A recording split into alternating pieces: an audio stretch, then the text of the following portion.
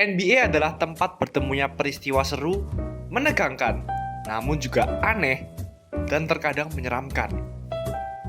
Beberapa dari kejadian tersebut terpendam dan tidak terlalu terekspos oleh sosial media. Mari kita lihat momen-momen tersebut. Sebelum lanjut, jangan lupa like dan subscribe channel ini ya. Simak ulasan berikut ini. J.R. Smith. Saat pertandingan games antara Nuggets melawan Kings, J.R. Smith mengira Tyreke Evans berhasil memasukkan tembakan. Lalu ia mengambil bola tersebut keluar lapangan dan akhirnya melakukan turnovers. Jarrett Jack. Jika kalian mengira momen J.R. Smith sebelumnya adalah yang paling aneh, lihatlah kejadian berikut ini. Jarrett Jack mengikat tali sepatunya pada saat game sedang berjalan. Padahal, bola sedang dipegang olehnya. Bisa terlihat, 7 detik sudah habis hanya untuk mengikat tali sepatu. Memang, saat itu Raptor sudah menang jauh terhadap lawannya, yaitu Chicago Bulls. Yang menjadi masalah bukanlah Jarrett Jack yang sedang mengikat sepatu ketika waktu sedang berjalan. Tapi, kenapa pada saat Jarrett Jack mengikat sepatu, tidak ada defender yang berusaha mengambil bola tersebut? Kalau saya jadi coach, mungkin udah aku ganti tuh semua pemainnya ya. Tapi positif aja ya, mungkin untuk menjaga dan menjunjung tinggi yang namanya sportivitas, ya kan? Nate Robinson. Berikut ini merupakan momen yang tak hanya unik, tapi juga merupakan defensive highlight loh. Nate Robinson menjadi pemain terpendek yang pernah melakukan block shot kepada Yao Ming, salah satu pemain tertinggi yang pernah bermain di NBA, yaitu dengan tinggi 229 cm.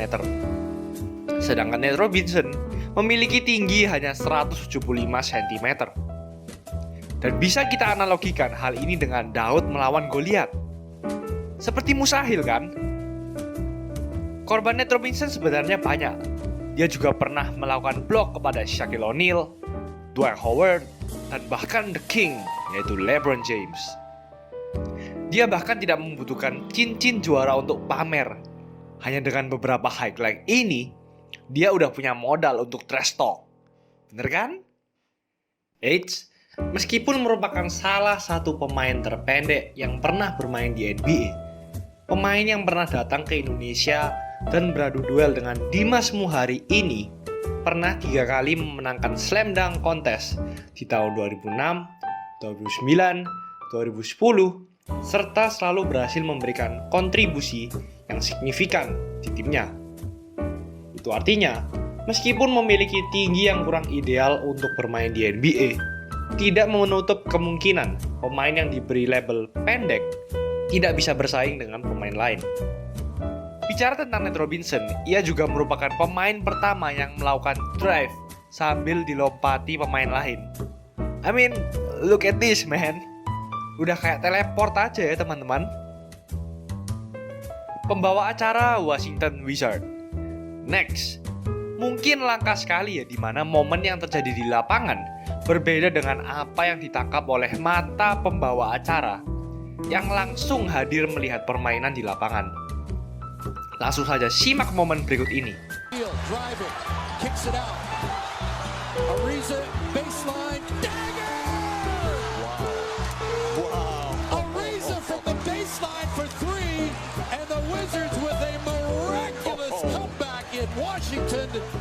Tunggu. Menurut kalian, apakah tembakan tersebut masuk? Jika kalian menyimak baik-baik, pembawa acara dari Wizard mengira tembakan tersebut masuk dan berkata, "Dagger!" Arisa berhasil memenangkan 3 points dan akhirnya Wizards melakukan comeback. Namun, terlihat di lapangan bahwa reaksi pemain Washington Wizards seperti pertandingan sudah berakhir dan mereka kalah. Yap, ternyata tembakan Ariza memang tidak masuk. Namun, sekilas memang terlihat di layar TV bahwa bola tersebut masuk ya. Saya sendiri waktu pertama melihat juga mengira bola tersebut masuk. Ternyata tidak. Ayo, siapa yang mengira bolanya masuk? David Lee. Untuk ukuran yang masuk akal, jika kita ingin memasukkan sebuah tembakan, minimal kita butuh sekitar 1 detik baik itu layup, tembakan, floater, dan lain-lain. Namun yang satu ini berbeda loh. Saat musim 2006, di akhir pertandingan, waktu hanya tersisa 0,1 detik dan skor permainan sama. David Lee melakukan mujizat dan berhasil memasukkan tembakannya melalui sebuah tip. Ini menjadi rekor tembakan dengan waktu tersingkat loh teman-teman. Jump ball antara Yao Ming dan Vince Carter. Mungkin ini merupakan jump ball terepik yang pernah terjadi di NBA. Yao Ming, salah satu pemain yang paling tinggi yang pernah bermain di NBA, melawan Vince Carter, salah satu pemain dengan lompatan tertinggi di NBA. Vince Carter sendiri pernah memenangkan kompetisi Slam Dunk Contest di tahun 2000 dan memiliki dunk terkenal yang dijuluki Dunk of the Dead, yaitu dunk yang ia lakukan saat melompati center Frederick Weiss pada Olimpiade tahun 2000. Mereka berdua beradu jump ball.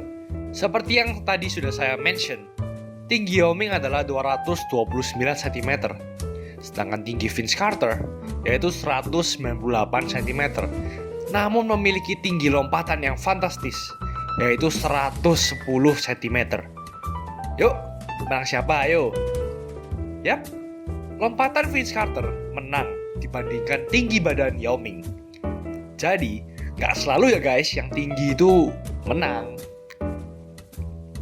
Jump ball Isaiah Thomas melawan Tyler Ulis. Rekor pemain terpendek memang tidak dipegang oleh kedua pemain ini. Rekor tersebut dipegang oleh Maxi Bogues, mantan pemain tim Charlotte Hornets yang pernah datang ke Indonesia dan memiliki tinggi badan setinggi 160 cm. Mirip dengan sebelumnya, namun ini merupakan duel jump ball antara pemain-pemain terpendek di NBA saat ini.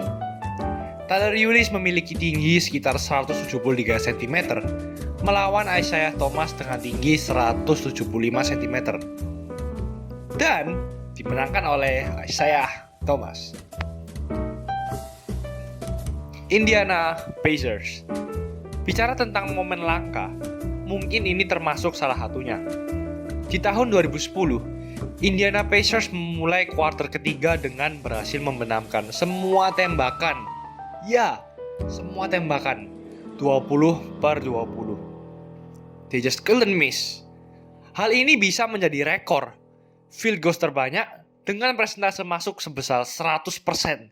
Dan menurut saya, tidak akan pernah ada tim yang bisa menyaingi jika rekor ini terjadi. Namun, ketika tinggal 4 detik tersisa di kuarter ketiga, Josh McRoberts melakukan tembakan 3 points dan tidak masuk, menghancurkan momen yang bisa menjadi sejarah di NBA. Setelah diinterview, McRoberts berkata jika ia tahu bahwa saat itu persentase tembakan tim adalah 100%, ia tidak akan menembaknya. Wah, gimana kalau kalian punya teman kayak Josh McRoberts? Diapain tuh enaknya? Manute Bol.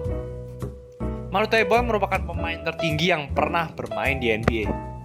Dengan tinggi badan 231 cm, tidak heran ia mudah sekali melakukan block shot.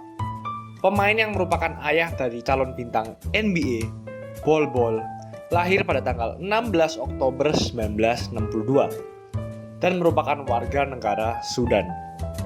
Ia pernah menjadi NBA All Defensive Second Team pada tahun 1986 dan 2 kali mendapatkan penghargaan NBA Blocks Leader di tahun 1986 dan 1989. Karir statistik bloknya pun tidak main-main, yaitu 3,3 blocks per game.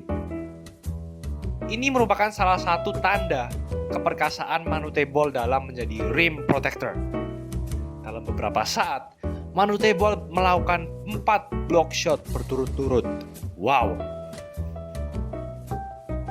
Jadi itu guys, 9 momen teraneh dan terunik serta mencengangkan dan membingungkan di NBA. Tulis komentar kalian di kolom komen di bawah ya. Dan jangan lupa like, subscribe agar channel ini bisa berkembang dan menghasilkan video-video menarik lainnya. Thanks for watching. I'll see you in another video.